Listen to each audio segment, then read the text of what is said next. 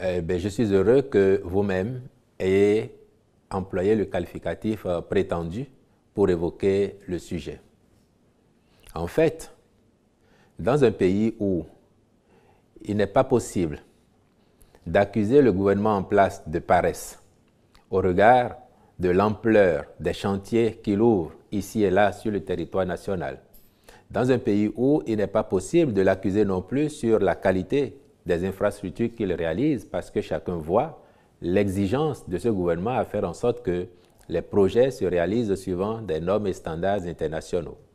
Dans un pays où la réalité est celle-là, et où l'opposition, parce que ça n'est pas son rôle, n'est pas tenue de commenter ce que fait bien le gouvernement, dans un tel pays, que reste-t-il souvent à l'opposition pour exister, pour survivre?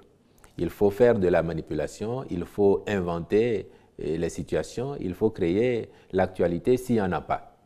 Ainsi, vous aurez observé vous-même que chaque fois, ou de façon régulière, cette opposition, elle soulève un sujet qui n'en est pas. Et dès qu'il est vidé, un autre apparaît. On l'a connu sur récemment la révision de la Constitution, les histoires de troisième mandat qui n'ont jamais existé. Et avec les clarifications apportées, chacun a pu comprendre, notre peuple a pu comprendre que la configuration de l'Assemblée nationale aujourd'hui est telle que même si un tel projet existait ou prenait corps demain dans l'esprit des gens de la mouvance, il n'a aucune chance d'aboutir parce que l'opposition a le nombre de députés qu'il faut pour empêcher éventuellement un tel projet de se concrétiser. Donc on aura compris que ça avait été un sujet agité juste aux fins de la mobilisation politique, aux fins de discréditer ceux qui sont en place. Maintenant que ce sujet leur est retiré, il fallait en trouver un autre. Et c'est celui-là dont vous parlez, le prétendu plan pour assassiner les responsables au premier plan de ce parti, donc décimer la hiérarchie du parti. C'est bien ce que les amis démocrates entendent faire gober au peuple. Mais il ne vous a pas échappé.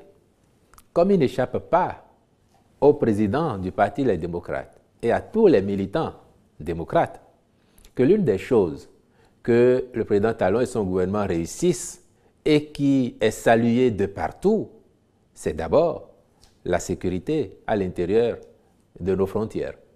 La libre circulation des personnes et des biens est une chose absolument garantie au Bénin et nous travaillons même à optimiser. Le président vous l'a dit dernièrement, lui, il rêve d'un pays où on peut sortir à 0h, à 1h du matin, à 5h du matin, aller et venir et être en toute sécurité, en toute quiétude, vaquer à ses occupations. C'est ce que nous faisons.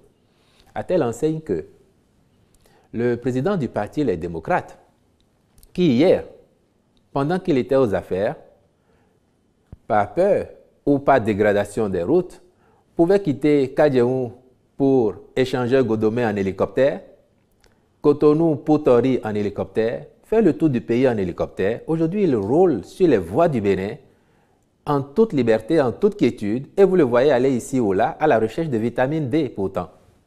Et rien ne lui arrive.